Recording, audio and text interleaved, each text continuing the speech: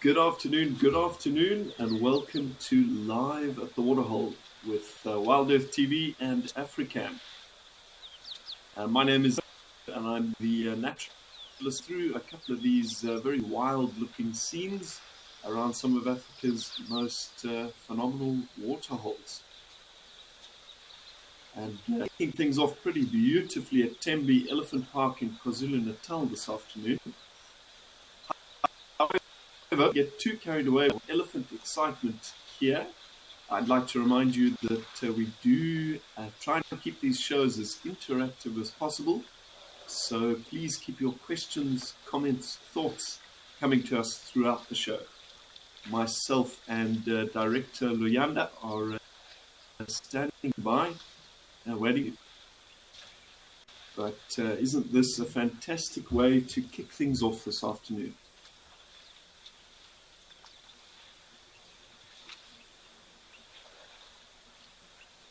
Shot a couple of very impressive looking elephant bulls. That's the particularly large tusker in the middle there. Hello, Joan Mello. I hope you're having a very good Saturday. Yeah, good to have you on board. As well as Alan Kevin 85, all the way from Queensland in Australia. Yeah, good evening to you. Even there. Yeah, wonderful to have you all on board.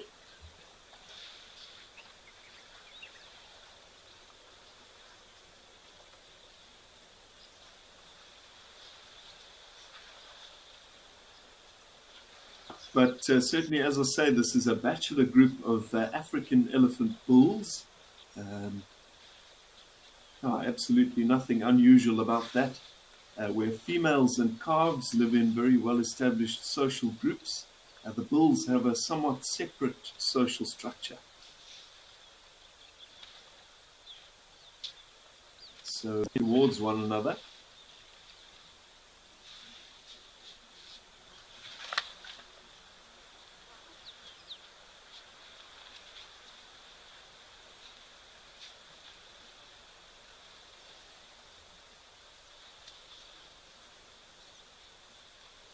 Which essentially makes total sense. Elephants, after all, are highly social creatures with certainly some fairly well-defined emotional needs, and they do need to live together. And with the cows preferring to live totally separate to these adult mature males, it then fits quite nicely that these bulls can kind of look after each other. And they do. So these bachelor herds, are all kind of around one or two very males. A bit of a mentoring and guidance role to many of the younger males. I apologize if there was a little bit of picture breakup there. We are hoping that quality of the feed will be a little bit better than yesterday.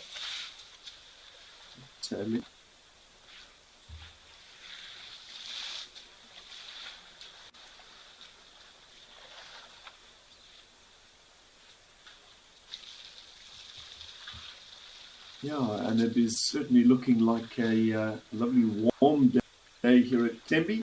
And in vain, I think it's time to see what's in store for our various locations in terms of the weather.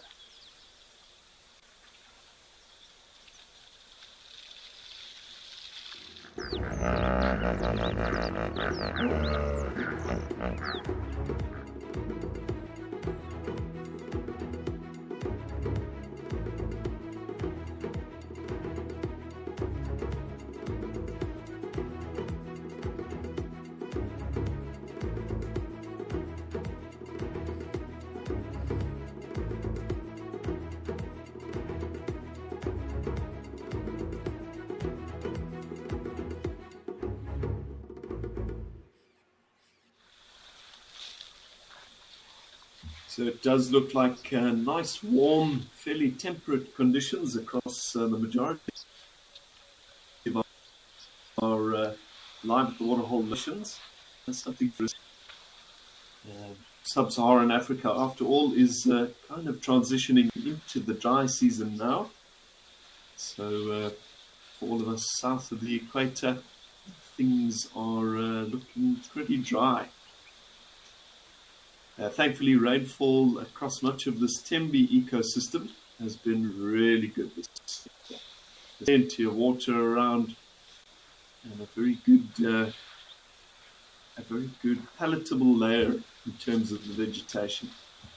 And that, after all, is what's going to keep these animals alive through the very toughest times that are ahead.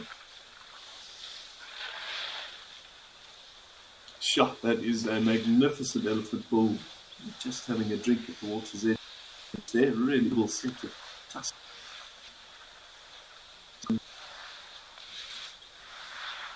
Quite widespread in this Tibetan population.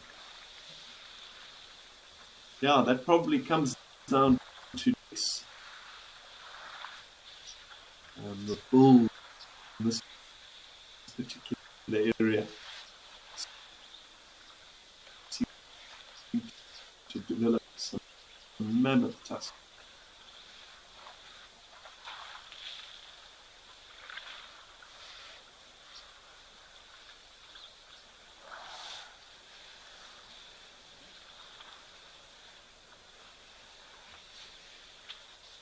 And certainly genes of large tusks are quite a rare recessive characteristic in African ellies.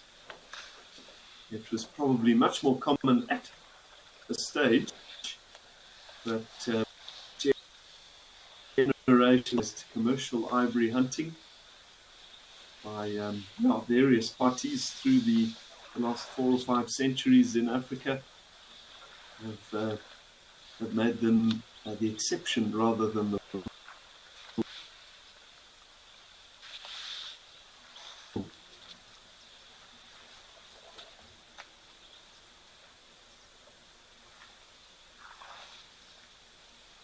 Thankfully, though, there are still a few places on this wonderful green continent that quite literally mammoths can be viewed.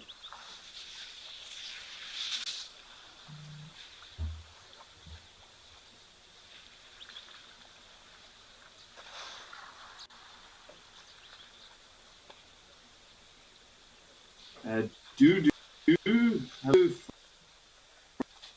from Tunisia, Dudu Elephant Park, which is in South Africa's KwaZulu-Natal province on its east coast. But I am speaking to you from Nelspruit, South Africa, a little town in Mpumalanga on the border of the park. Joan Mello asks, is all that green algae safe for the animals to drink? So, Joan, I think what you're seeing is that carpet of floating vegetation on the surface of the water. Now, that is a water cabbage, not to be confused with water. In truth, from the world, it is unfortunately an alien invasive species of plant. So while it's non-toxic, the animals can eat it. It is actually highly fibrous, though, not particularly nutritious. So the animals do tend to avoid it. And you can even see why this elephant is drinking. He crushes that cabbage. Doesn't want to take it. Yeah, and while that stuff doesn't pose a direct threat to the animals,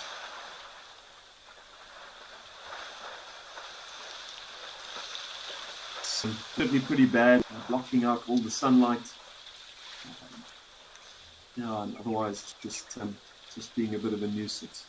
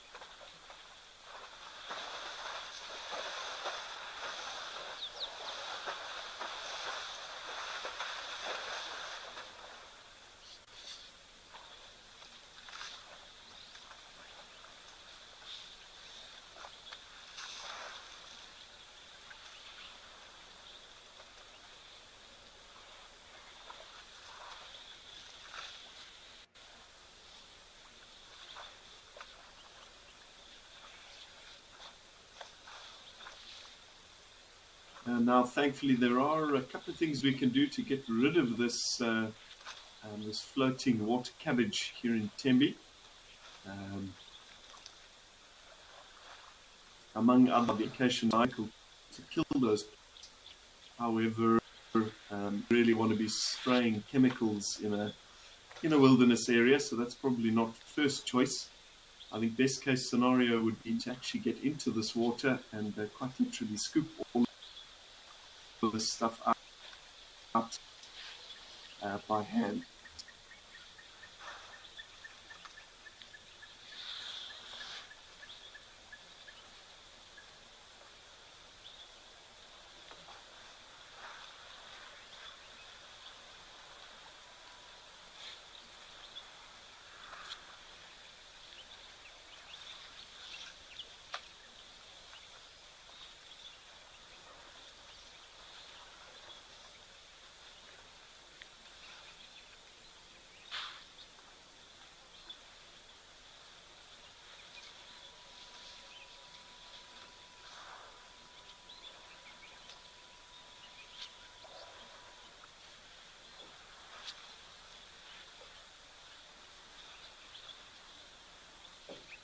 Quite a significant tear in the ear of the elephant bull on the right there.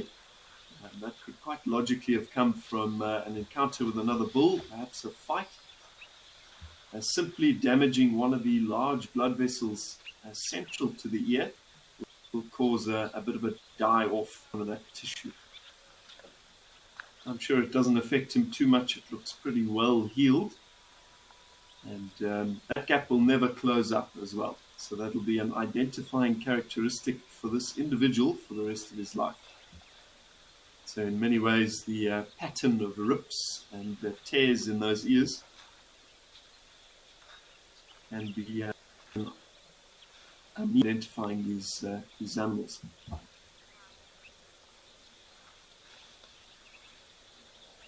Just Kendra says you have to hand weed that stuff. Absolutely. Just Kendra obviously talking about that floating water cabbage.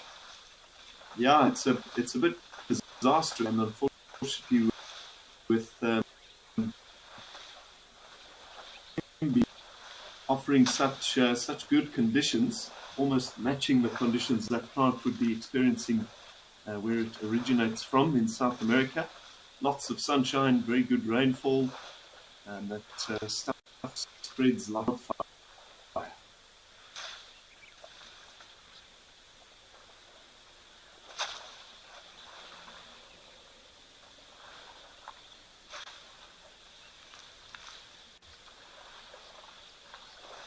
Andrew Irvine asks quite an interesting question. Hello, Andrew, all the way from Yorkshire in England.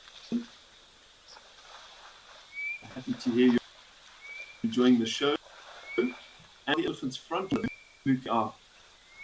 So the front legs are not only longer, but they're also wider, so wider apart. And they have evolved way yet of that incredibly large skull as well as the tusks, which I thankfully another little bit of evolutionary magic in elephants is that the skull is constructed of almost a honeycomb structure, a little bit like carbon fiber. So rather than having a solid piece of bone there, which in a large bull would weigh, I'm sure, in excess of a ton, the skull is actually remarkably light. And that honeycomb structure is also pretty strong for lightness. Anyway, in the interest of keeping things, I think it's time now to head to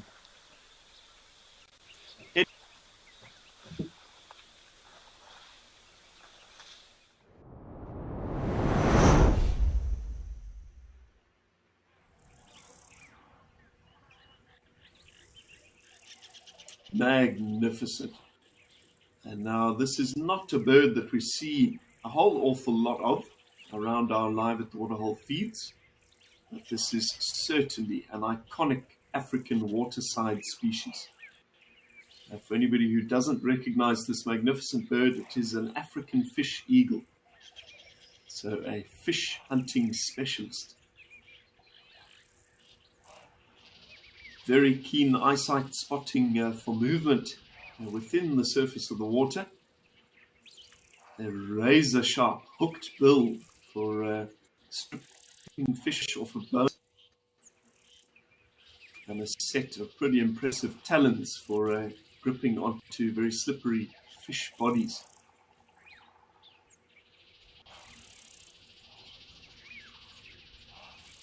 Now, with any luck, we may even see this guy swoop in on Voyatella Dam to try and scoop up a fish.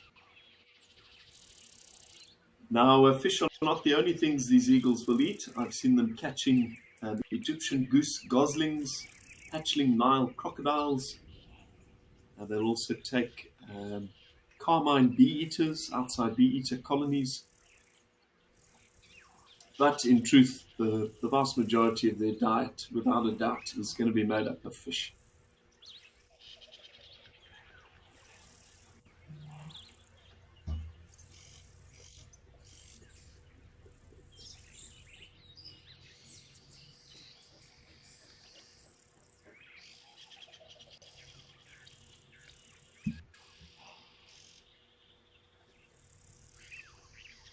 Yeah, and once again, an apology from all of us here at Wild Earth. I believe the tech issues are kind of proliferating again a bit today, with some picture breakup, and perhaps some audio breakup as well.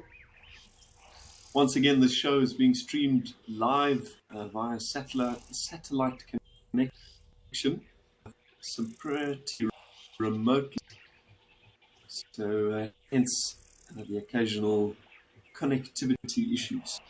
But we'll do everything we can to minimize them and to present you a good show.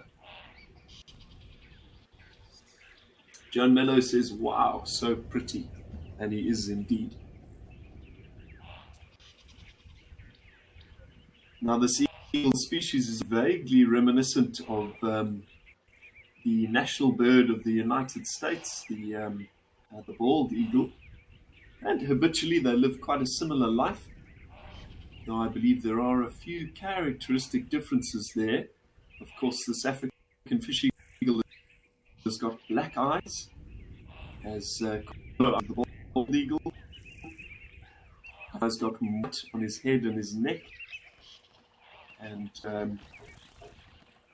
I believe the African fish eagle is slightly larger as well, but both very similar fish specialists.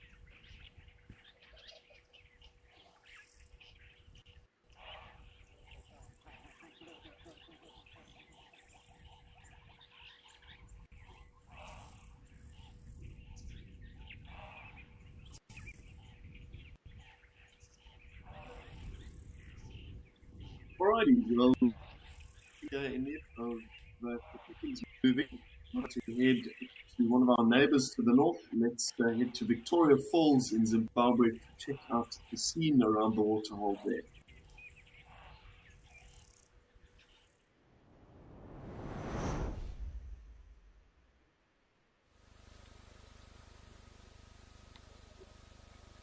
So over at Victoria Falls Safari Lodge Waterhole in the country of Zimbabwe in southern Africa. It's a sleepy scene around the waterhole here. With a couple of slightly grotesque looking marabou sturks doing a bit of preening in the sun.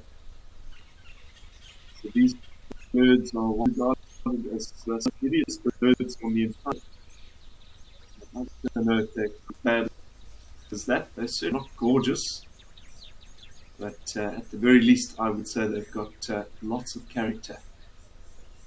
They've evolved that fairly bizarre bald head in order to keep their head and neck clean, and that's an important characteristic when you think of what they fear, rotting meat.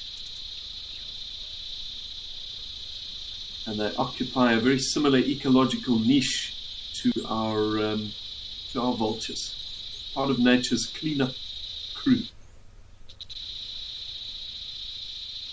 Yes, in the same vein as the vulture, often vilified, often maligned.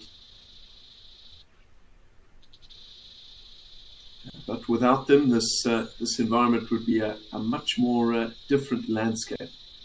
In the absence of these birds that can clean up that decaying material, disease runs rampant. So we absolutely need them. Now, once again, they don't only feed on carrion, they're pretty opportunistic. I've certainly seen them fishing in stagnant pools, and I have no doubt they'll take baby crocodiles, maybe a tiny juvenile animal, a hair,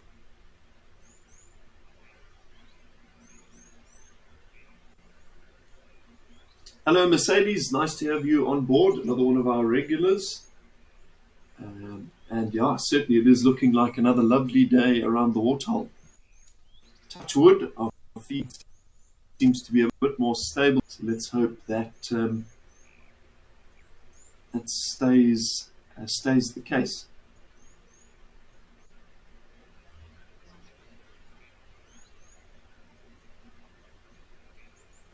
Hello, Ailey or Eiley Malcolm. My apologies for probably not getting your name correct there. And, welcome, England. Yeah, that we were just looking at Juma, a certified looking chap. His main sources of food, as his name suggests, are are fish. But yeah, they are fairly opportunistic birds of prey as well. They'll take other birds. Um, Certainly, a little juvenile crocodile, if it's not doing a good job of finding itself, the yeah, are And Mercedes says, I enjoy watching the bald eagle nests whenever I remember to. Absolutely, Mercedes. I've seen a couple of bald eagle nests birds in the northern hemisphere. I've even seen a piece of footage where an eagle sat incubating eggs. That's a bald eagle, obviously, with a bit of a blizzard blowing through and something like 2 inches of snow starting to on the top of this bird. And yeah, the perseverance of that parent bird. It's an awfully tough life out there. It's hard enough in human society with all of our advantages to raise a family. At least nobody in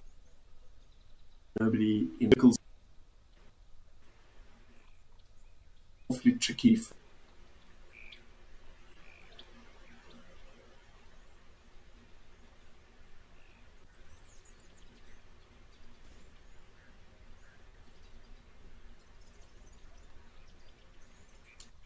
Alrighty, well, with our marabou stalks planning on going falls, I think let's head back to that magnificent herd of bachelor bulls in Tenby.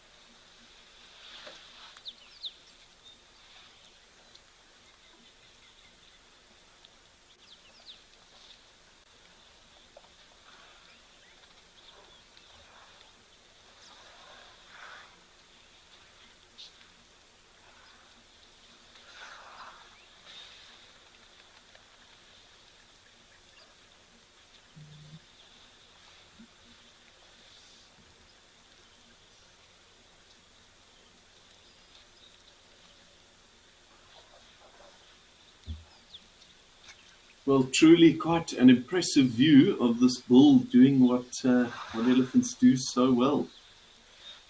So he's engaging in a bit of splashing in this little mud hole, an elephant construction, which serves to hydrate that very wrinkly but yet quite sensitive skin. Yeah, the mud offers benefits for these elephants. I guess the biggest one is a cooling benefit. An elephant is quite an unusual animal in the sense that it does not produce any sweat. So with such a large body, such an immense surface area in the baking African heat, they've had to evolve a different behavior. So a nice application of mud serves to cool them down, reduces the body temperature. It also creates a bit of a barrier between that remarkably sensitive skin and the beating African sun, a bit like sunblock. And a tertiary benefit there is that it keeps biting flies at bay. Yeah, you might not think horseflies would be a problem for something as thick-skinned as an elephant, but yeah, there is still quite a bit of skin on this animal that is sort of velvety soft and paper thin and very vulnerable to those biting flies. So the mud is very effective at fixing all of those problems, or at least assisting with all of those problems.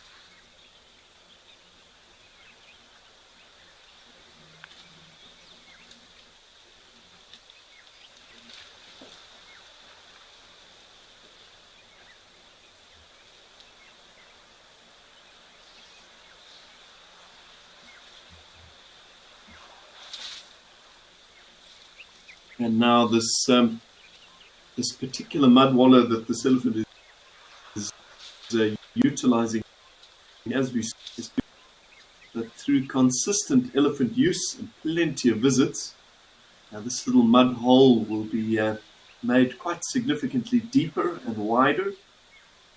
So next time the rain falls, when summer comes around once again, probably closer to September or October, this will hold water with formation of an ephemeral pan, an elephant-constructed pan. So while elephants are certainly quite a destructive force in this landscape, breaking over trees and eating a lot of the vegetation, they certainly have a constructive side to them as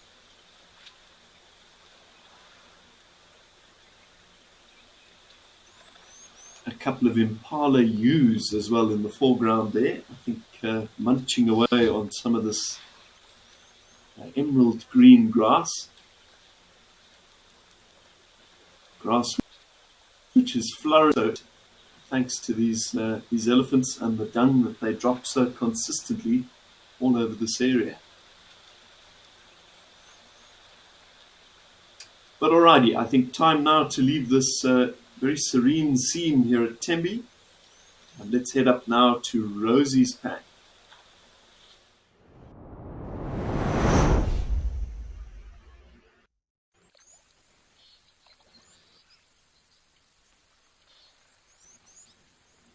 Alrighty, so currently live at Rosie's Pan, which is in Olifants West Game Reserve, a reserve on the western boundary of the Greater outside of the town of Hoedspruit in South Africa's Limpopo province. This is very much my neck of the woods. Checking out a few of the smaller bird species around the waterhole today.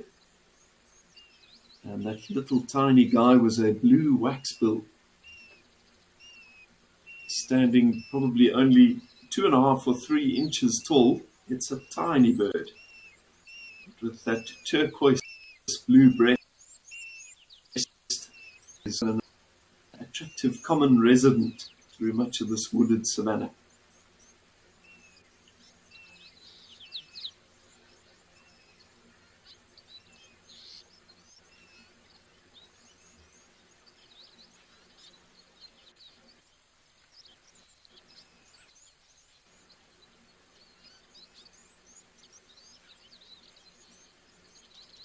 And these waxbills can be quite gregarious as well, especially around the water's edge. We often see them in large flocks, often mixed in with their cousins, the finches. They are all seed-eating birds.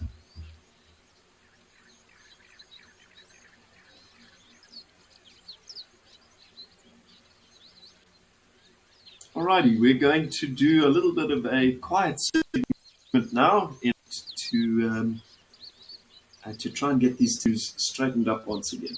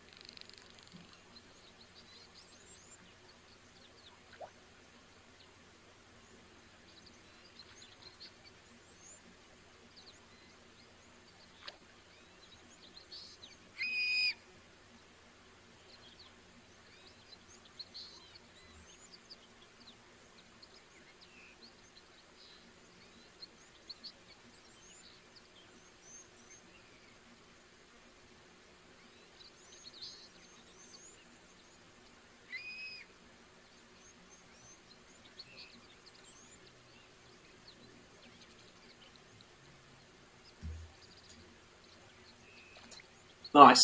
So this antelope, for anybody who doesn't recognize it, is a mature impala ram, quite a magnificent adult male with a very well-developed set of horns, which he will put to good use during the rut, which is a period of heightened activity for these males, in which they run around and make these pretty bizarre belching noises. And they fight one another, establish dominance, And the most successful males, the males that can survive all of those trials, will get the rights to mate with quite substantially sized herds of females. Possibly groups between 30 and about 60 females at a time.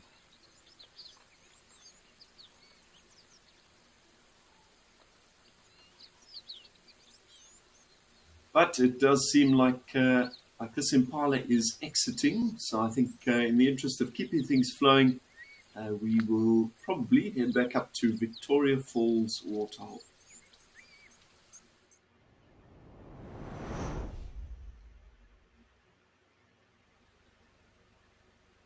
So back up at Vic Falls once again. It's looking like a very busy scene at the edge of the waterhole here, with the arrival of not only our marabou storks from before, but also quite a large flock of white-backed, and it looks like one hooded vulture in the back.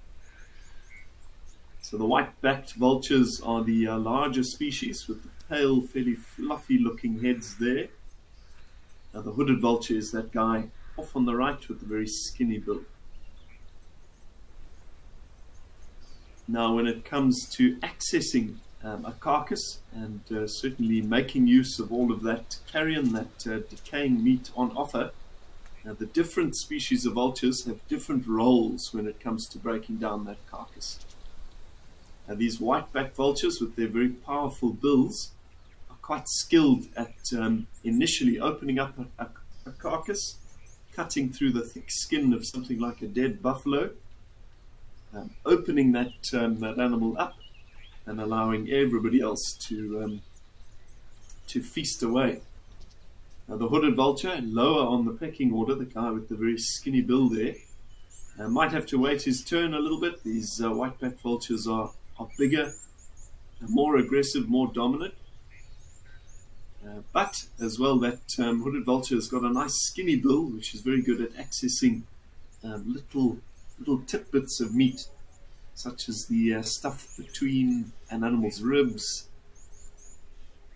all the stuff that these larger white-backed vultures would otherwise have a more difficult time accessing.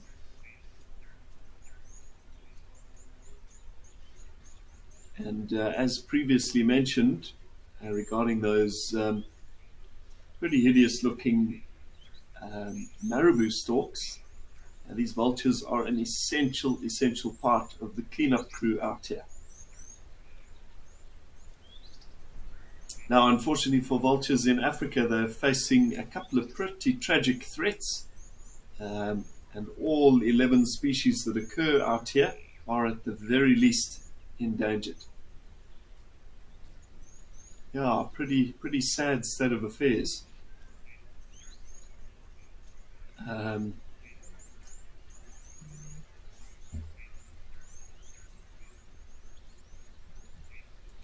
Now, unfortunately, one of the biggest concerns for Africa and Southern Africa's vulture populations is the illegal wildlife trade.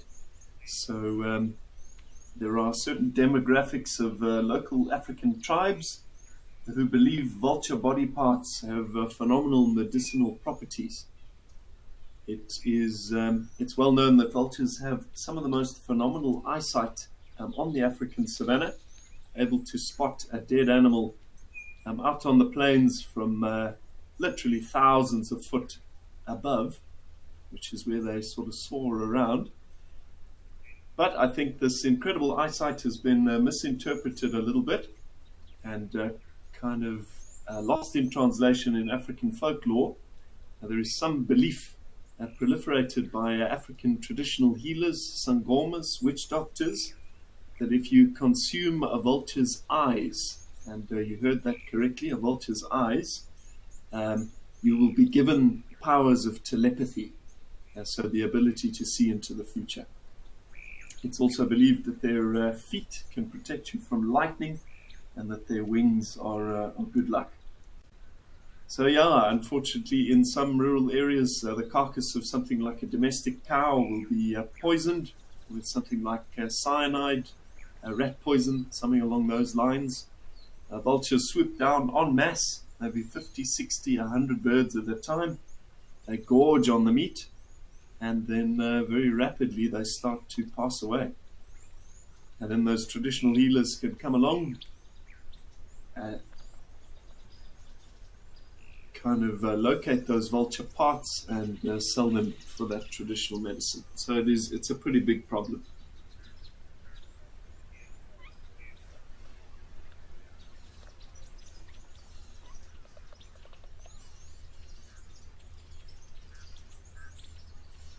Thankfully, there are quite a few efforts, one notably here at Victoria Falls Safari Lodge, to feed vultures and encourage them to remain within these protected areas where there is no risk of poisoning.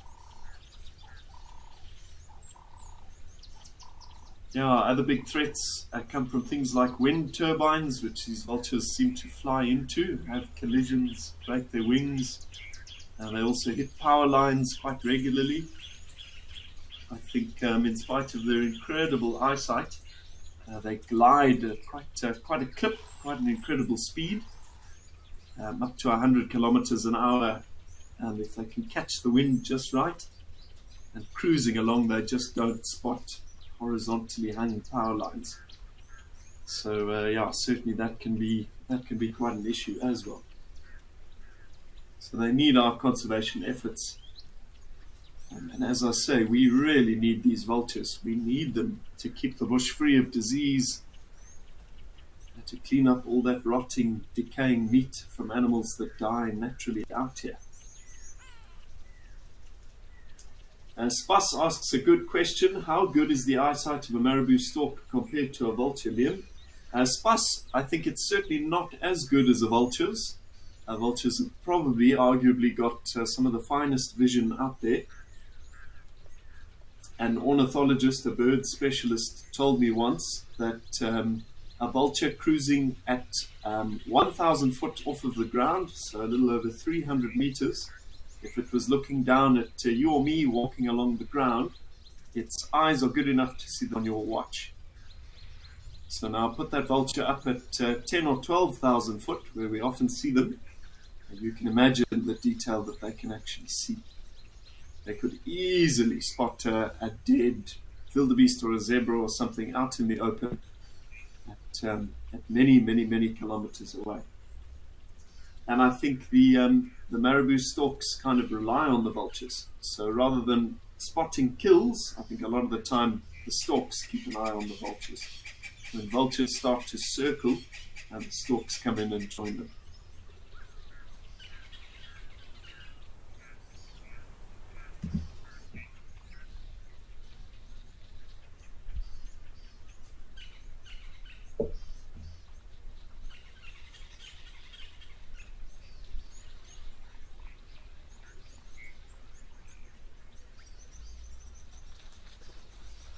Haha, ready for takeoff.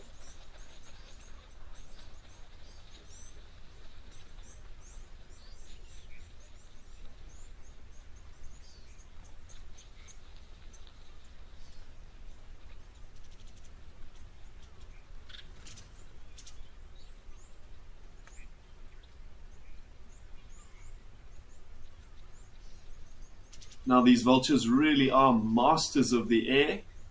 Very skilled animals at managing air currents. And in truth, they actually do very little flapping of their wings at all. They have the knack for finding themselves in thermals, so pockets of hot rising air, which will very often take them into horizontal currents of air. And those horizontal currents can assist them to glide at top speeds of well over 100 kilometers an hour, over thousands of kilometers.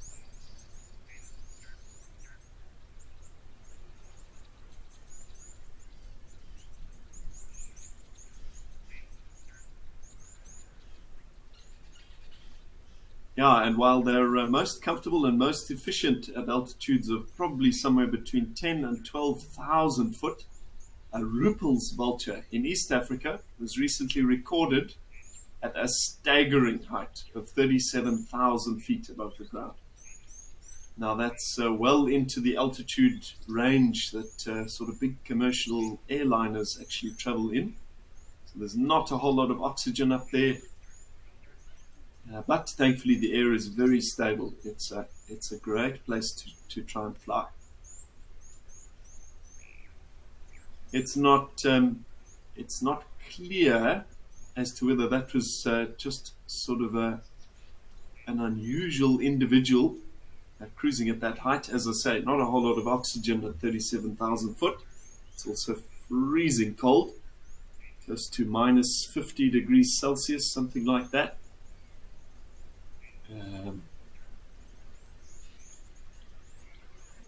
But yeah, it obviously shows that vultures have capabilities to manage some of those extremes.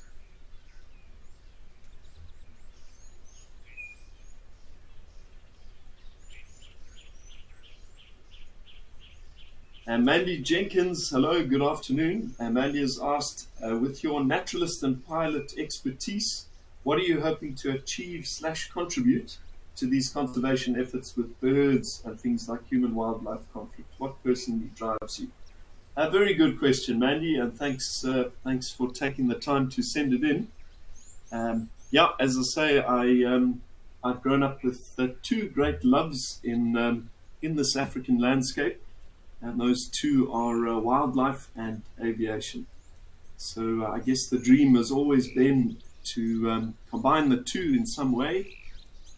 And yeah, certainly spending the last 12 years or so as a naturalist, as a safari guide, I've come to realize that there is a much greater need for increased conservation efforts in this African landscape.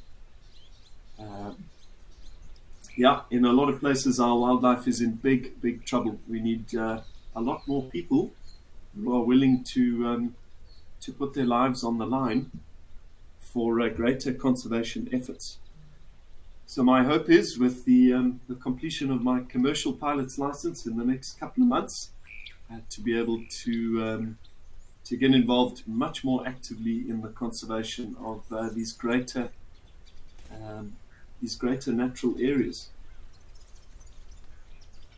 Ideally joining forces with an organization like African Parks, or another one of the big ones, which are well funded, have got good, safe airplanes that operate professionally, and we'll see where that takes me. Yeah, the use of aircraft in nature conservation are a pretty essential tool, especially when you think many of these conservation areas are the size of countries. The Kruger, for example, 1.9 million hectares, and it's not by any means even necessarily in the top 5 biggest reserves in Africa. Yeah, some of them dwarf the Kruger.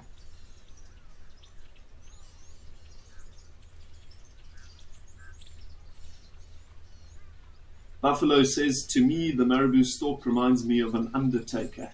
And Buffalo, I guess you've hit the nail on the head there. He is sort of an undertaker, dealing with the dead. Yeah, in some parts of Africa, tribes still put the bodies of their dead out for things like the marabou storks and the vultures to take care of, to clean up. So there is sort of this ominous, fairly dark connection with the vulture, I guess. But they're not evil things. They're simply doing what nature intends them to do, filling that ecological niche.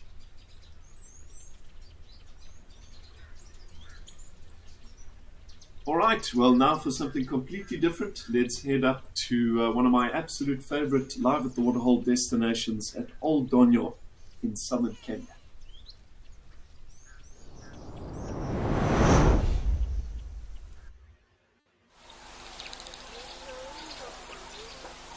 Beautiful. So we've got quite a bit going on here at Old Donyo. I'm not 100% sure what exact species of francolin we're looking at here. Perhaps some sort of yellow-throated francolin. We do have a superb starling just jumping out of frame, and that is an East African ground squirrel running around in the background. And that is, after all, the beauty of having a bit of variety in terms of different locations here at live at the waterhole. It's that we get to see such a variety of different species. Yeah, I reckon some sort of yellow-throated franklin. Now, they're vaguely similar to a couple of different franklin species that we get in South Africa, but they're not quite like anything I've ever seen before. Very unusual looking birds. But the franklin and the spurfowl kind of fit into the same ecological niche of things like pheasants and partridge that you may see in parts of the northern hemisphere if you are watching us from Europe or North America.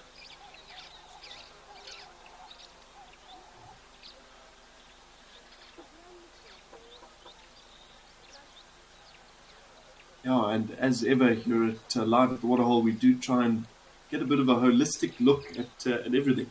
It's not always about the big stuff.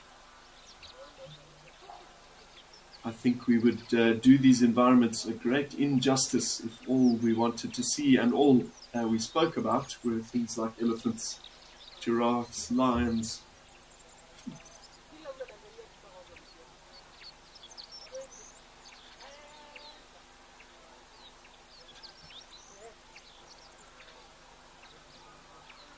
Joan Mello says, congrats Liam, never been in a plane. Thanks very much, Joan. Yeah, I hope you have the opportunity to experience it at some stage. It's far different being in a small plane, looking down at this African landscape, checking out great herds of wildlife, than it is to sort of being a passenger on a big commercial jet. I love it.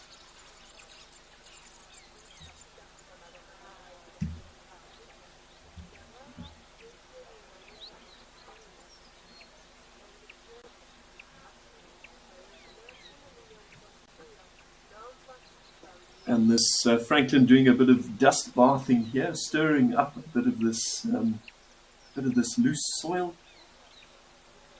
That helps to condition those feathers, to treat them against parasites, and to balance the amount of oil that the bird has creamed onto those feathers.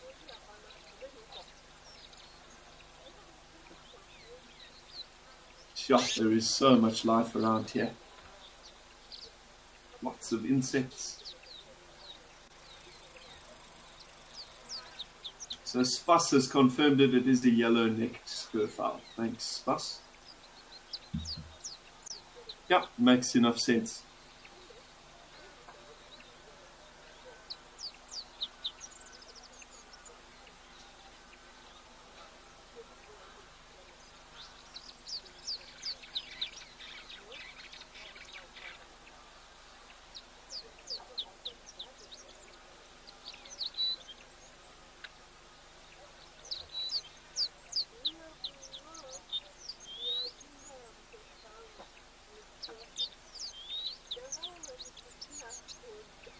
So a lot.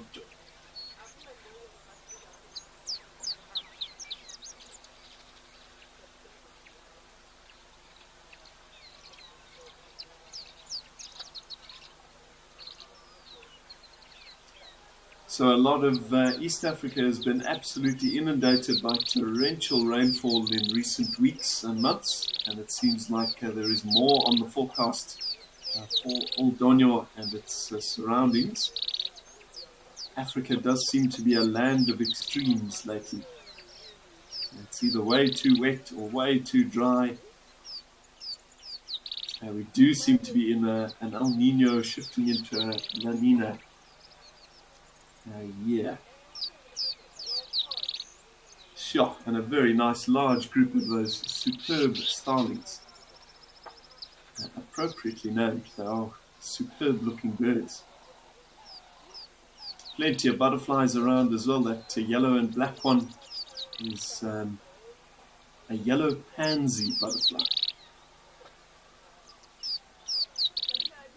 Yeah, one of my absolute favorite things about the wet season in Africa is all the small stuff. And the butterflies are a very nice highlight So much to see out here.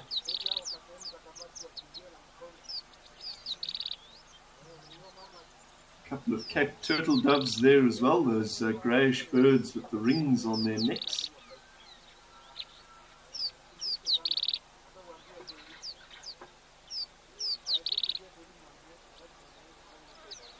And Luyanda says he read today that the floods in Kenya have uprooted an 800-year-old baobab.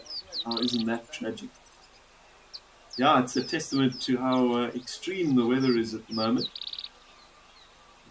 Obviously, that baobab has stood wherever it has stood for 800 years. But today, the rain is so extreme that that colossus has fallen over.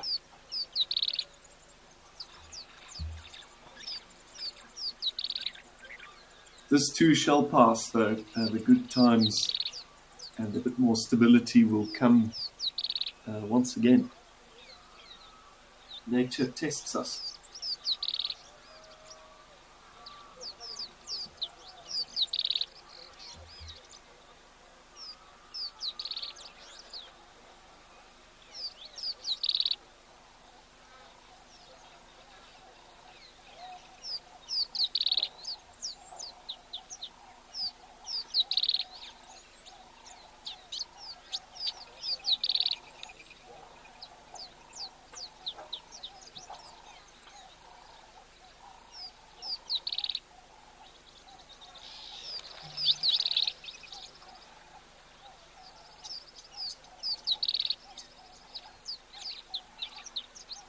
And Joan Mello says, I wish Wild Earth showed a documentary on ants and bees. I would love to watch it. Yeah, certainly, Joan. There is lots and lots of magic hidden in the smaller things. It's a little bit difficult here at Wild Earth because of the kind of cameras that we use, which are much better suited to larger targets, and certainly the framing and following of bigger animals. Very, very tricky to do the kind of filming you're talking about. But the BBC has done some incredible documentaries on the little things. Yeah, you do need some fairly specialized kit to achieve it. But when it's done properly, and of course paired with the incredible narration of the great David Attenborough, yeah, it makes for some unbeatable viewing.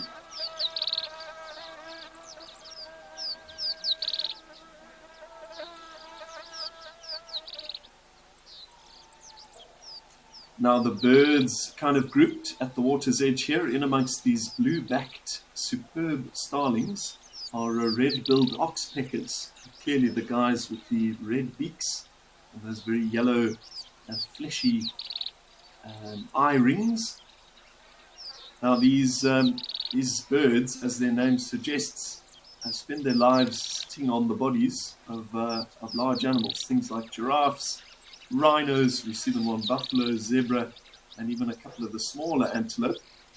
And they serve a vital function in keeping those tick loads down. So they make their entire living feeding on the parasites that suck the blood of mammals. But these oxpeckers were in a very bad way in Africa in the 60s, 70s, and 80s.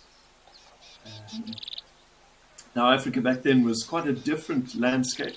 Cattle farming and beef production were a much more dominant enterprise, even in a lot of these wilderness areas. And with cattle battling with heavy tick infestations, cattle farmers were driven to dip the cattle, a process which is still done today, but under different circumstances. Now, unfortunately, many of the tick dips that were used in the 70s and 80s were highly toxic. And while they served very well to kill the ticks, they ended up poisoning basically all of the oxpeckers. And in truth, there was a period in the 80s where there were reckoned to be less than 100 of these oxpeckers in the Greater Kruger in South Africa.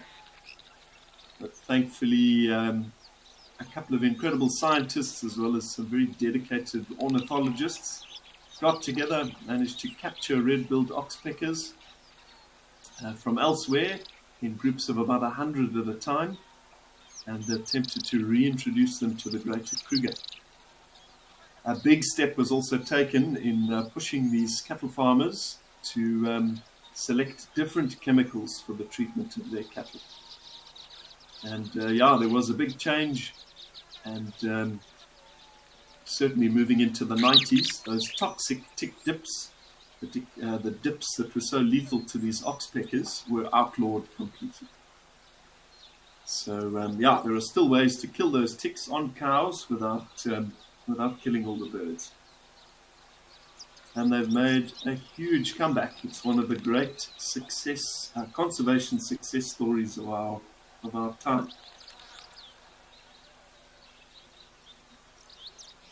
Yeah, you might not think of them as a particularly important thing. They are just a little bird, whatever, 6 inches tall. But without them, the diseases spread by infestations of ticks run rampant.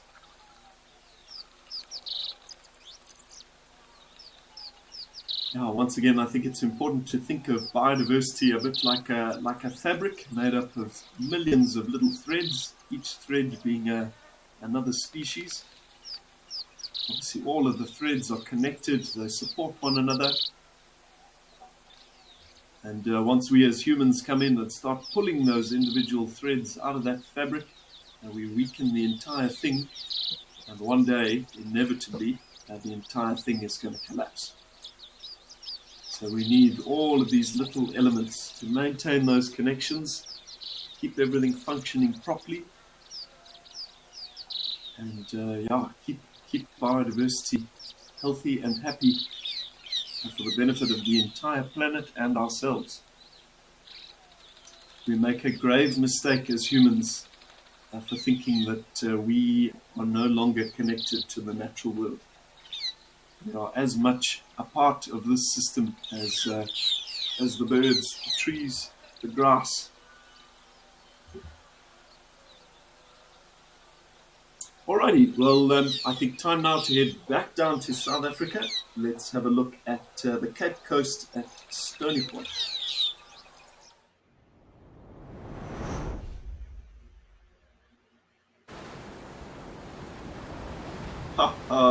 How cool is that?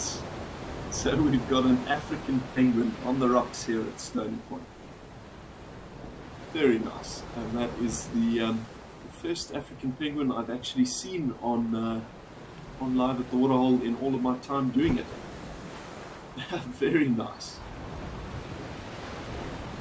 These birds are often viewed in groups, so I'd be very surprised if this guy is all alone. And keep an eye out for more. These penguins, of course, are completely flightless, but when they enter the water, they're almost given the ability to fly. They swim like a fish. It's incredible.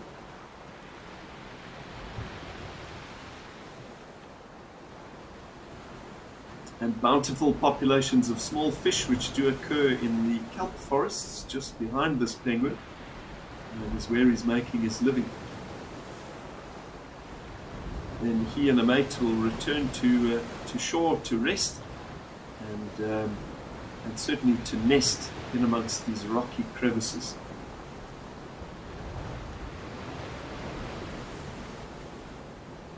Now, these guys were historically known as the jackass penguin. Perhaps not such a nice name, but jackass actually came from the little rock hyrax running past there. That name actually came from the call that they make, which sounds like a male donkey. It really is quite ridiculous. And apparently when they are breeding, for the people that live close to these penguin colonies along South Africa's coast, the noise can be absolutely deafening. And their calls are often made into the night.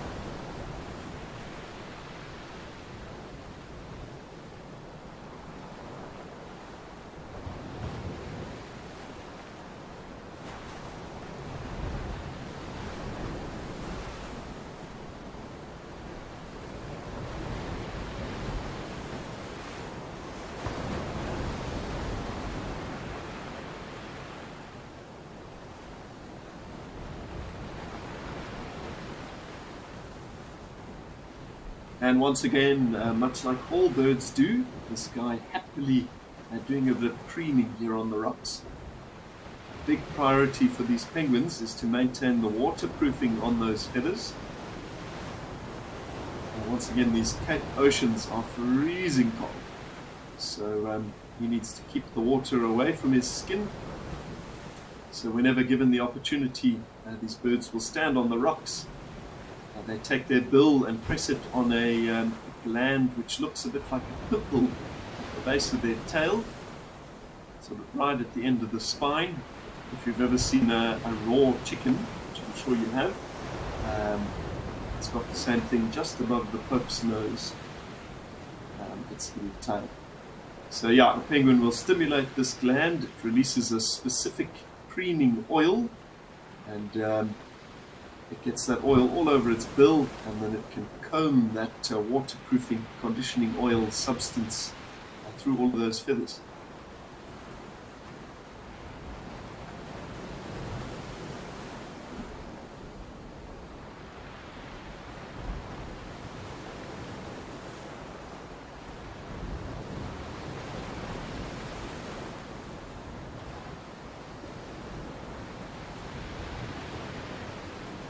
Now, the peak breeding season for these African penguins is apparently between March and June, or July even, which is exactly this time of year.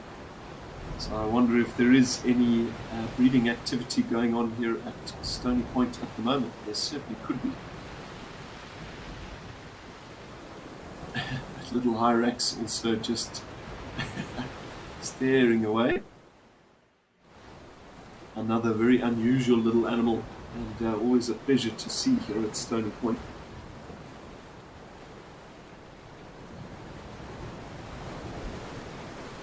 Now, unfortunately, these very iconic African penguins are listed as endangered in South Africa, where they are endemic. It's the only place that they're found. And unfortunately, competition with commercial fishing. And we're not just talking about like hook and line fishing. This is commercial trawling on an immense scale. Something that a lot of the world's oceans are threatened by, is removing the food source for these poor penguins. So certainly we've got to find some sort of balance, and I would say regulate some of that fishing, certainly, which is going on almost completely unchecked a couple of miles off of the coast of South Africa.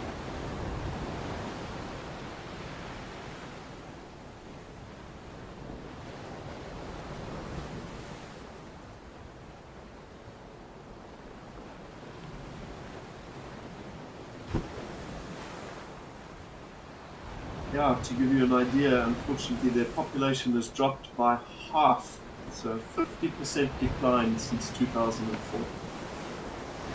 There's apparently something like 26,000 pairs that breed along the South African coast and on a couple of islands here in the Cape. But yeah, long may they be protected. That is certainly a pretty precarious standing for this species.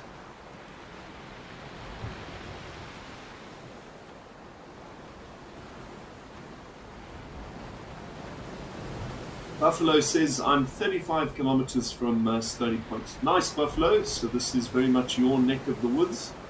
And what a beautiful part of the world it is.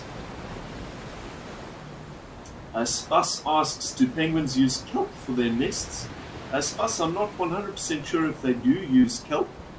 When I have seen footage of these African penguins breeding, if memory serves, I think their nests are pretty sparse constructions. And they do seem to nest in some places underground and under homes, and in culverts, that sort of thing, and sometimes completely out in the open, sort of arranging a couple of small stones into sort of a bowl shape, and then dropping an egg down onto that. Joan Mello says, if I was there, I would sit on the rocks for hours. Absolutely, Joan. What a wonderful, peaceful spot here at Stony Point. Surrounded by hyraxes and African penguins.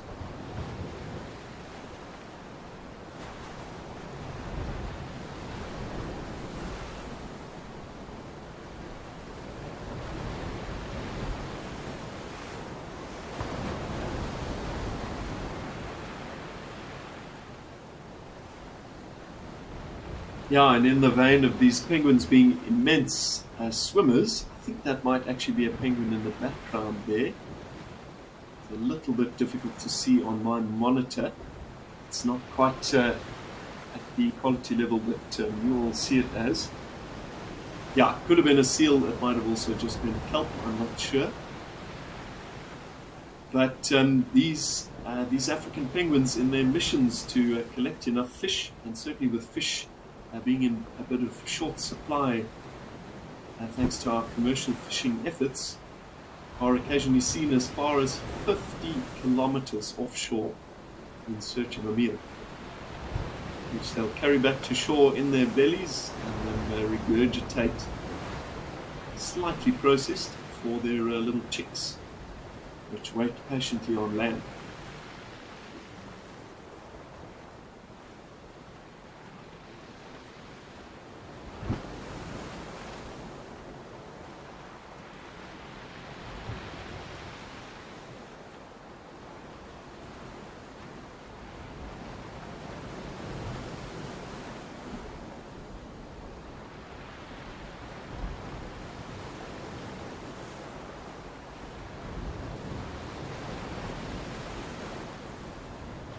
Yeah, certainly quite a turbulent bit of ocean frontage here. A lot of turbulence is thanks to the mixing of the two currents which converge in this area, the Benguela and the Agulhas. One very cold, one very warm, and while the action of those two currents mixing creates a bit of a boom in aquatic life here, bringing in food for many of these birds, mammals, etc. It can produce some pretty violent seas. It is, after all, the wild coast.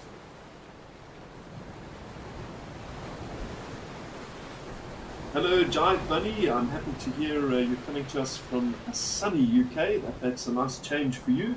Enjoy that lovely weather there.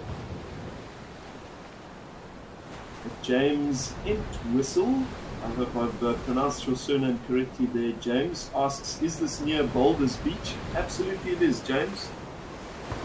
In the same neck of the woods.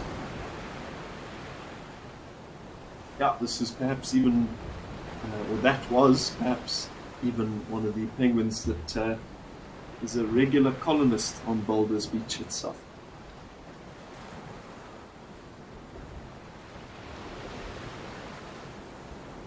I think we've got a white-bellied cormorant also doing a bit of grooming here.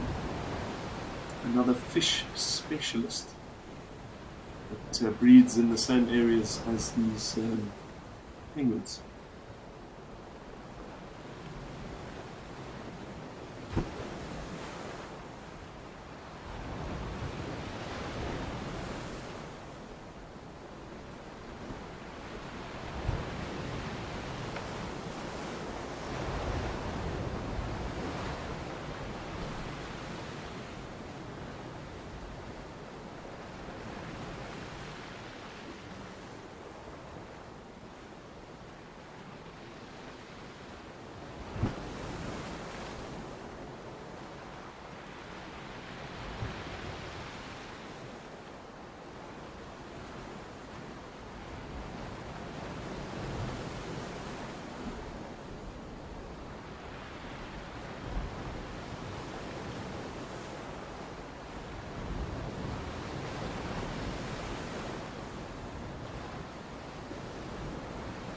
Very nice, and you can see some of those kelp plants emerging in the background there. Another very iconic feature of this Cape Coast are vast kelp forests, which provide a home for countless millions of fish and crustaceans and all sorts of things that these fish-eating birds can feed on. Yeah, this is absolutely a wild, wild coast.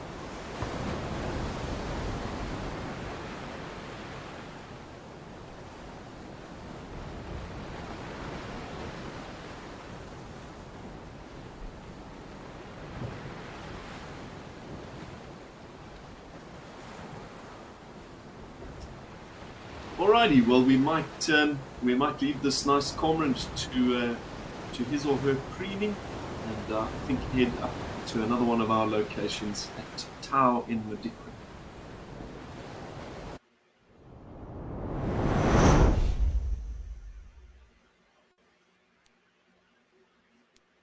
Beautiful. So back over at Tau once again in Madikwe Private Game Reserve, right up on South Africa's northernmost boundary with the country Botswana to the north.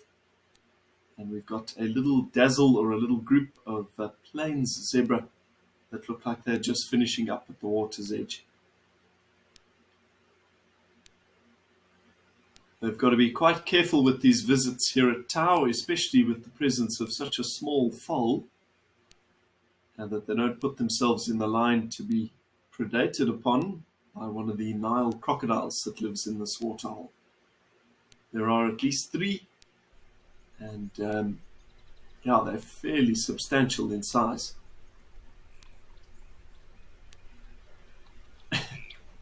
Happily frolicking, that little youngster.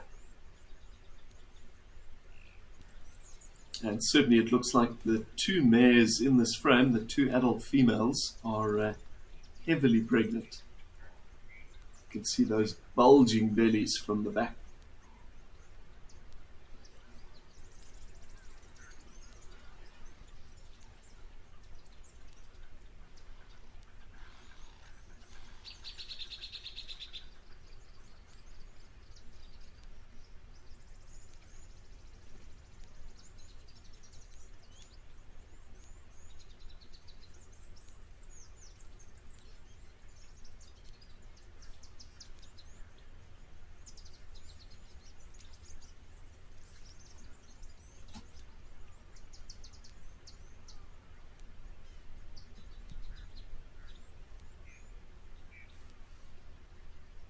And without a doubt, some of our most photogenic residents. Always happy to take a closer look at a zebra.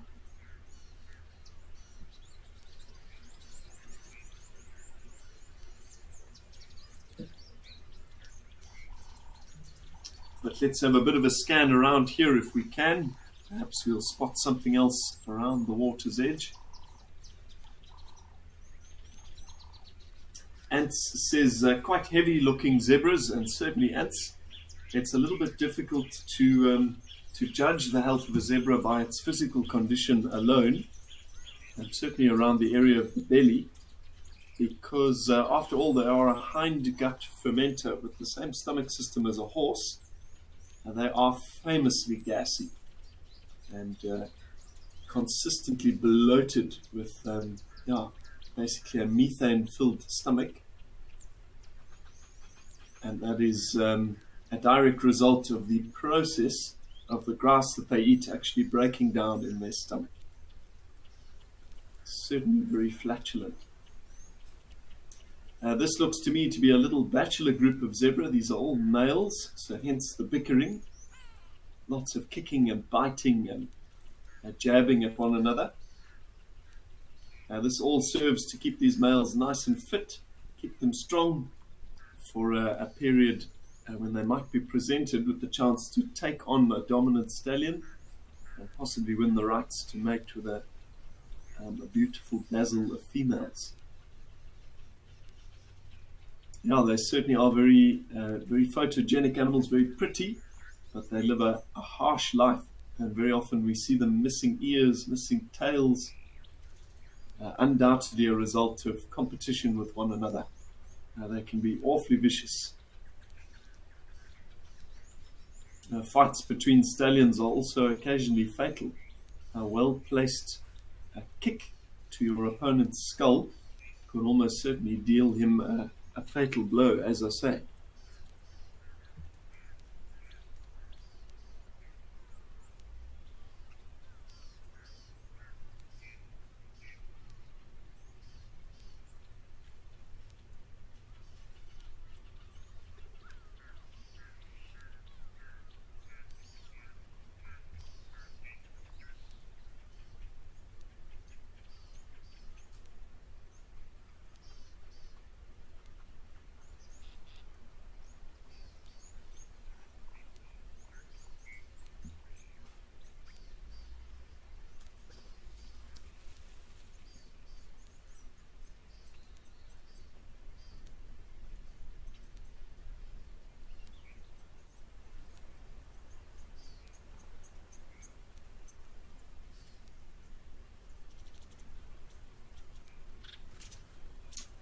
Alrighty, well, Gwen has just told me that we may have a hawk or a bird of prey species of some sort down at the waterhole at Oldonyo. So maybe let's head over there quickly before it flies away.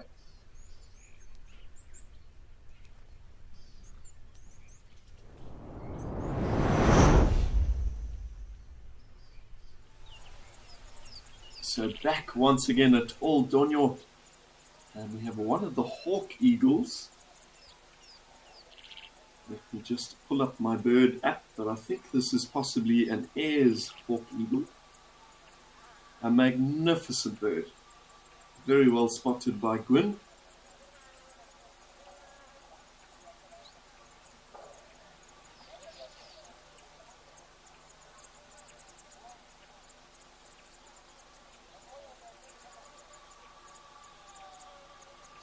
So yes, I do believe this is an Ayers hawk eagle.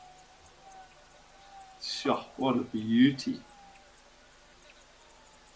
And again, like so many other birds on the feed this afternoon, engaging in a bit of feather maintenance, a bit of upkeep.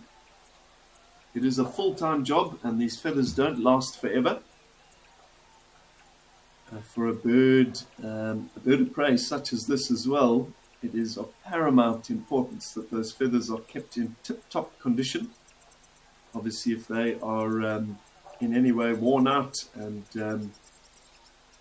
starting to become a bit tattered, that bird will not be as aerodynamic as it needs to be.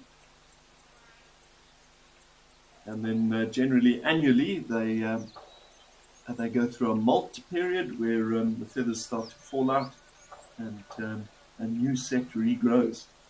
But thankfully, of course, they don't all fall out at the same time, or the bird would be completely helpless.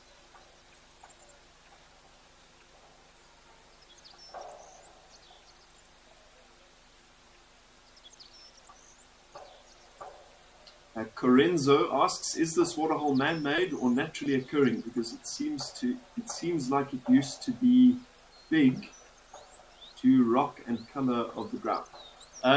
Corenzo, certainly this is an artificial waterhole. I think it's constructed of a bunch of volcanic rock, which is very typical of this Oldonyo area, and that has all been sort of set in concrete. It's actually quite a nicely made concrete waterhole. And those rocks will give animals good grip. Obviously, when algae forms in standing water, it can be extremely slippery. And we see it in the Kruger National Park, where a lot of the waterholes were built, I would say, quite poorly in like the 60s and 70s. They're basically just concrete depressions. And certainly those get very, very slippery. And I have personally witnessed a buffalo almost breaking its leg as it slips on that slime. So yeah, this is a nice pan. Canine Girl says, stunning, absolutely love eagles, and this is my first ever sighting. Thank you. Awesome. Very happy to hear that, Canine Girl. Yeah, this hawk eagle definitely is a magnificent, magnificent creature. And what a privilege to get such a close-up view of them.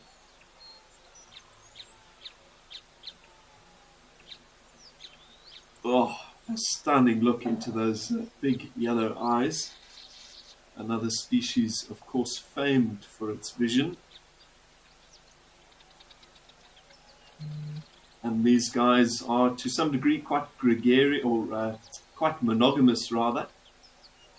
And we very often see hawk eagles in pairs. So a male and a female will stick together, they breed. Breed with the same individuals year in and year out. The exact extent of monogamy in birds is not 100% understood, I don't think. I think it would be a mistake to assume that birds are loyal to their death to a partner. So if their mate was to die, that individual would never breed again. I think that's perhaps a little bit unrealistic. But certainly they are very loyal to one another and living very long lives. And many eagles up to about 60 years in the wild, and they will stick with a single partner.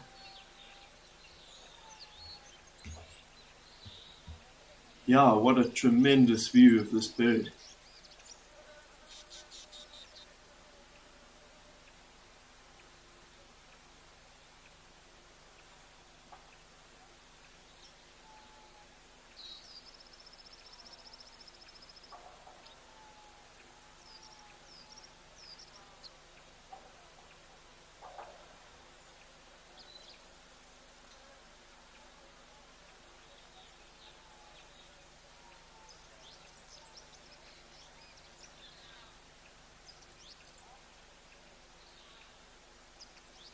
We still encounter issues, and certainly our eagle species encounter issues in Africa with the use of a pesticide called a DHT. Now, that's a pesticide that was used quite extensively to kill mosquitoes. It's been outlawed, to my understanding, in much of the developed world. It's illegal in parts of North America and across much of Europe, from what I understand. But it is still used in some parts of Africa. Now, unfortunately, this DHT gets into the water supply, it gets into fish, it gets into the soil and the plants, and quite tragically, it affects birds of prey by reducing the strength of their eggshells, if you can believe it. So eagles like this Ayers hawk eagle reproduce naturally as they would.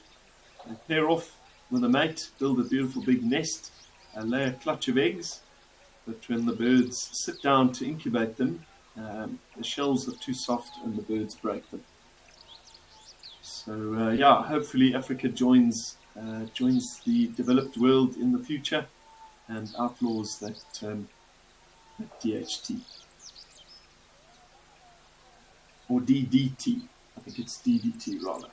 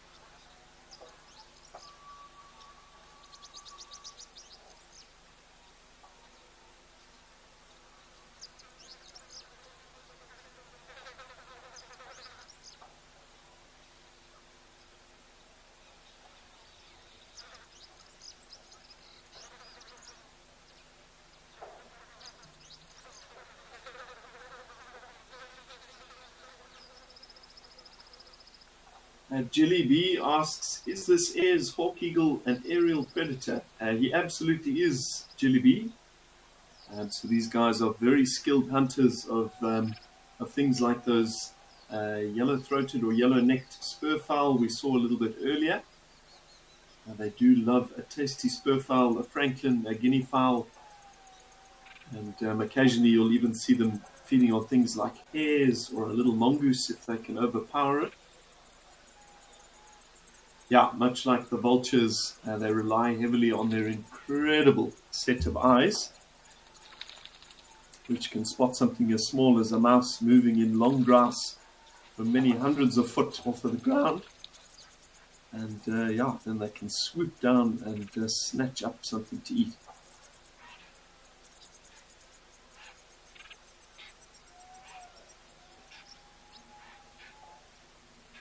We often see them nesting in South Africa's reserves in power line pylons, so the big frames that kind of keep those electrical wires off the ground. And they seem to do that quite safely, but power lines are another issue for many of our big birds of prey. Collisions cause broken wings and other injuries to these magnificent raptors.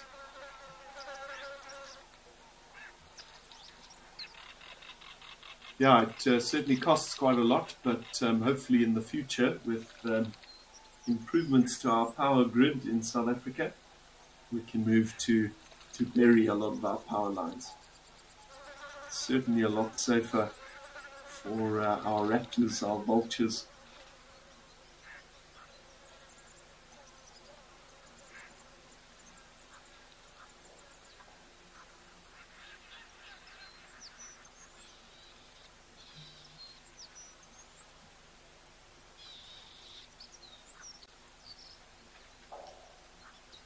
Gwyn says this bird looks like it's having a very bad hair day.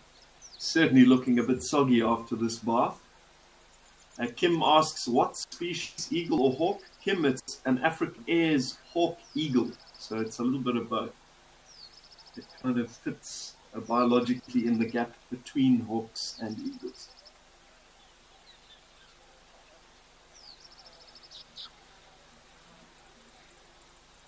Yeah, certainly looking quite soggy. But this nice clear waterhole here at Oldonyo offers a nice opportunity to get rid of old feathers, bits of dead skin, any dirt he may have picked up. And yeah, certainly once he's had a bit of a splash here, he can land on a nice perch in the sun, get those feathers nice and dry, and then do a bit of preening. Condition them again with that nice oil he produces at the base of his tail.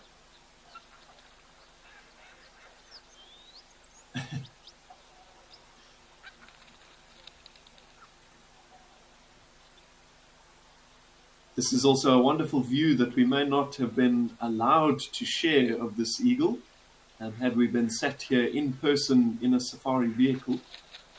And again, that's one of the great benefits of these live cameras at the waterholes. We don't disturb. And for an animal that, like this Ayers hawk eagle, is quite shy, we can watch without disturbing it, which is a special thing. Ants says, what a nice bath. And certainly it was.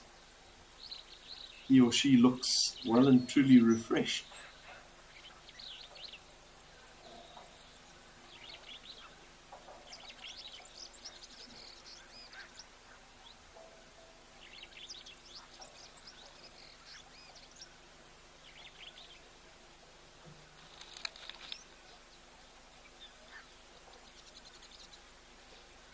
Jelly B says, stunning raptor and fascinating to watch it so close up. Absolutely, Jelly B. Yeah, as I say, we don't generally get to spend lots of time close up watching this kind of behavior with raptors in person when we view them, because they generally are quite shy in the wild around people. If we do view them, it's generally from the safety of a perch in a tree, and usually at quite a distance.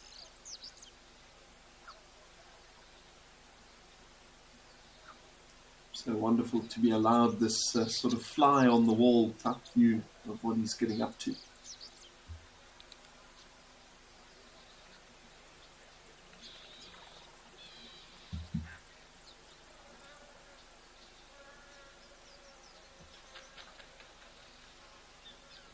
And off he goes.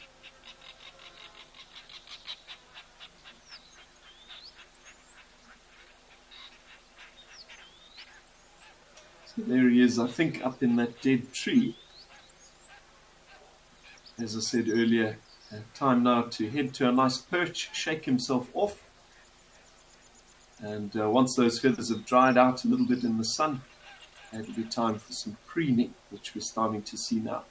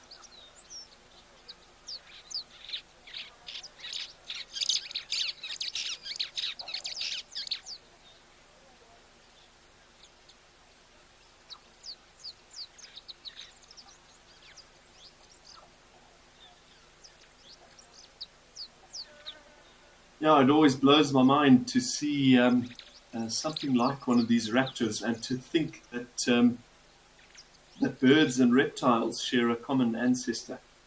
So something like 160 to 165 odd million years ago, in the Cretaceous period, um, probably something like a lizard with some sort of feathery type scales started to jump between tree branches, and yeah, I guess that evolutionary momentum just continued. Pretty fascinating stuff. But anyway, I think we might leave this Ayers hawk eagle to his preening and head back down to Tau in Madikwe, where I believe we may have some elephants down at the water.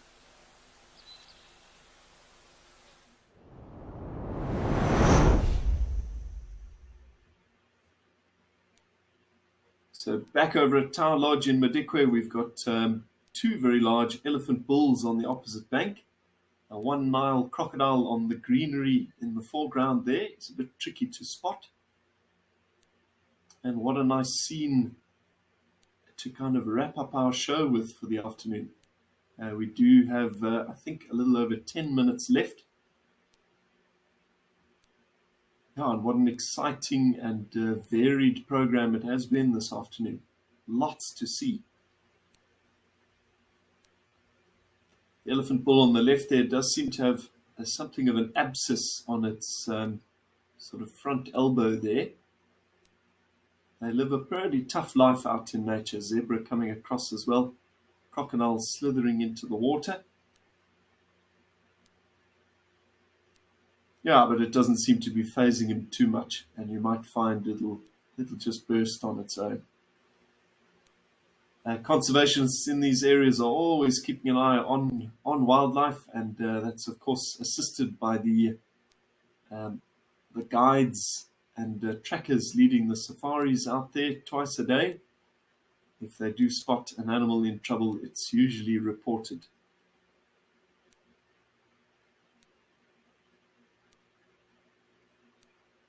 Sure, what a nice scene.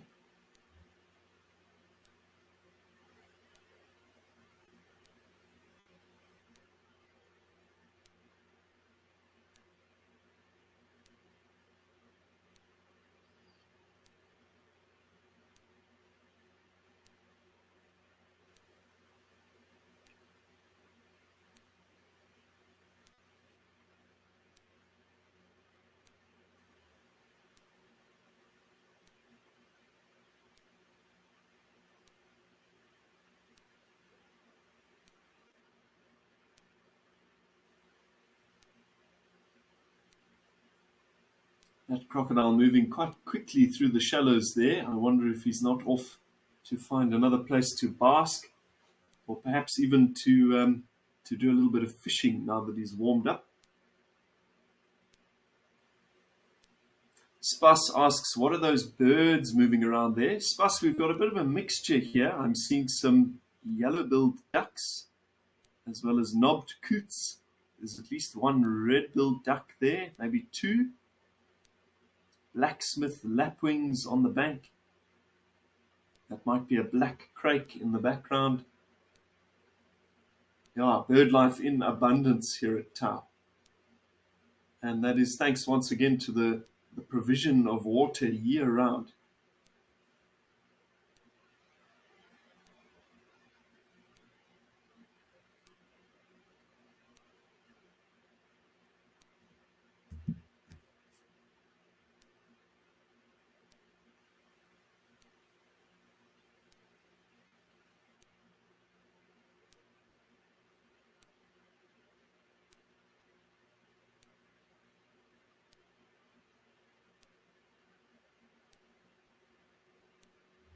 Yeah, certainly both of these Ellie bulls are quite big individuals. The chap on the right especially.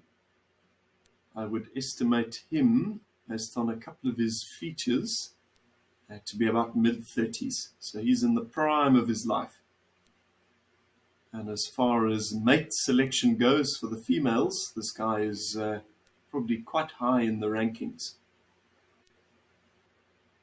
He doesn't have the biggest tusks, which is quite characteristic of bulls in this Madikwe population and the same population stretching up into parts of Botswana. But from a perspective of pretty rampant poaching in much of their range elsewhere in Africa, having slightly smaller tusks is perhaps a good thing.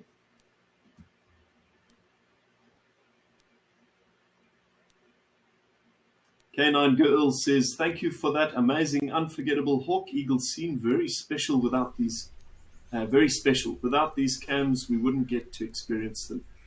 True story for sure, Canine Girl. I always say it's pretty wonderful to think that, these wild African scenes are being streamed into people's spaces, into people's living rooms all around the world, where perhaps a connection with nature is not as easy to find.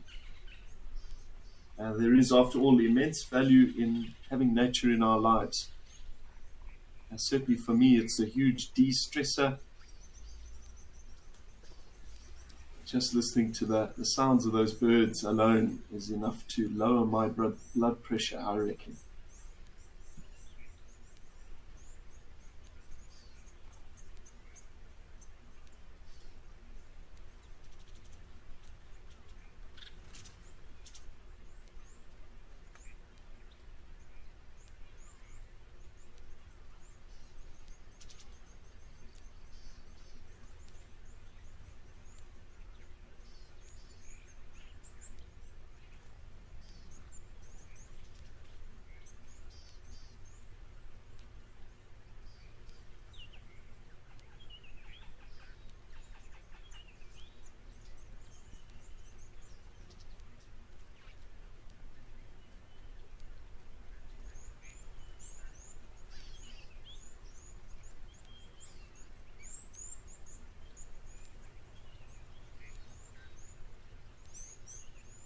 Yeah, elephants in particular have always given me such a good feeling. Certainly seeing them out in the bush, going about their business. I think once you can get over how big and intimidating they are, especially close up, and once you can appreciate them for what they are, these giant, sensitive, emotional, intelligent animals, there's tremendous power to them.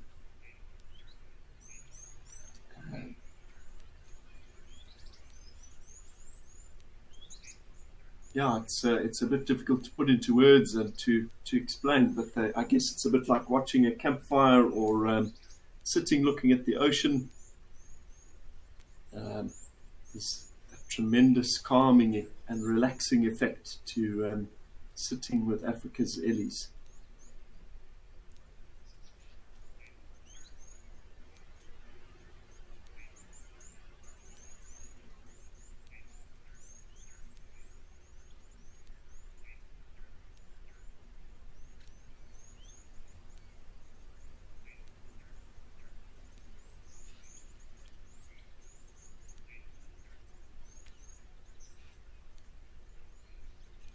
Yeah, I've lost sight of that big crocodile. He must have swum off in search of something to eat.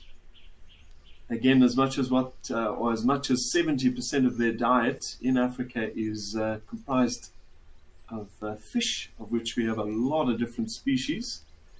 Quite a few catfish, lungfish, tilapia. So he's certainly got a lot to choose from. And the other 30% of a croc's diet is made up of basically whatever it can get hold of. And that might be birds, reptiles, other crocodiles, snakes, of course, many different mammals, including people.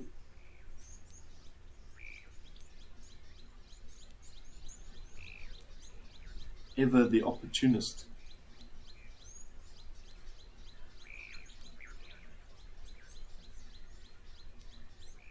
No, there he is in the bottom right corner.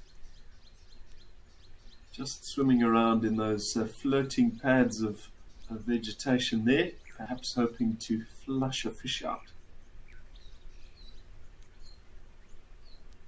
It's been quite interesting watching these crocodiles in recent episodes, almost hunting in tandem with groups of yellow-billed storks and herons. I think both parties occasionally flushing fish into the other hunter's mouth, so it works quite nicely. And I can't help but think it must be quite a fragile association, especially keeping in mind that crocodiles definitely do eat birds.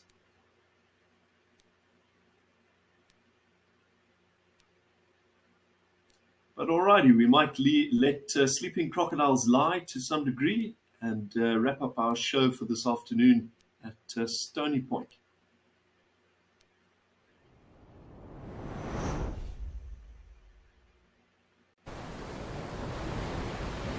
So we're back once again at Stony Point, very close to Cape Town in South Africa, with our colony of rock hyraxes, just enjoying a bit of sunbathing, a bit of basking on these big boulders right at the ocean's edge. And yeah, certainly reflecting on today's show, it's been an interesting program. Quite a bit of variety, from penguins and hyraxes to crocodiles and hawk eagles. I think we've had a pretty diverse look at some pretty amazing species. But yeah, I think we've only got about 2 minutes left of the show for this afternoon. So yeah, shortly we'll be saying goodbye. But thank you very much, if you did, for tuning in and soaking up a bit of Africa's wildest scenes. And be sure to join us again. I'll be live same time tomorrow to have a bit of a look around at a couple of these incredible waterholes.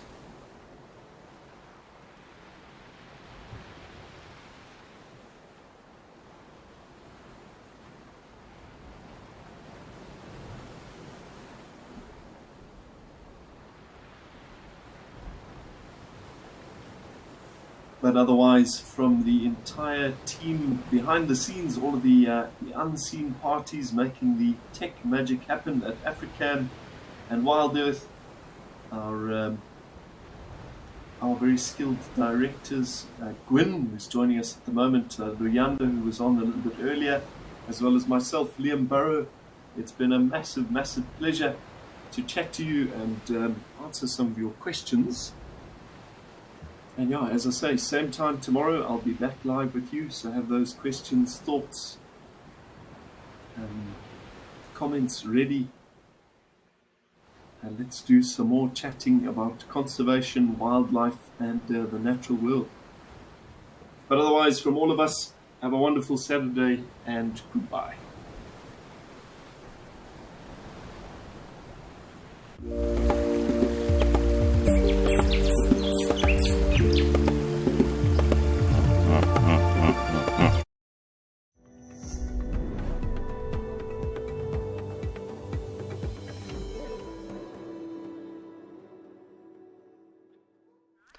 Good afternoon, everybody, and welcome to a beautiful late summer's afternoon here on Djuma Private Game Reserve as we go through the last 24 hours